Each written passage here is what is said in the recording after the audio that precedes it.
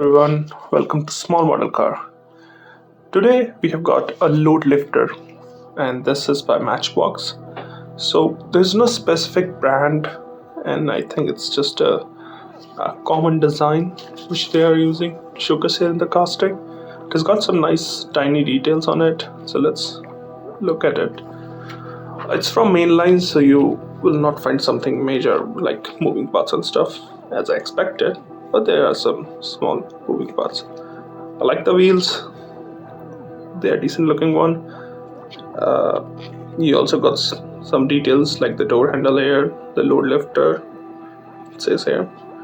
On the top, those are usually lights there, warning lights or marking lights.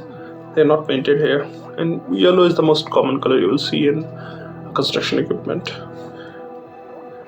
This is how it looks from the other side, and these move.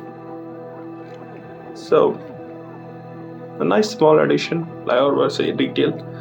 These move. This is nice, and you can actually move it from here. So yeah, a good small casting. You can also see a seat. You see from here, single seater obviously for the operator. I like it. It's nice.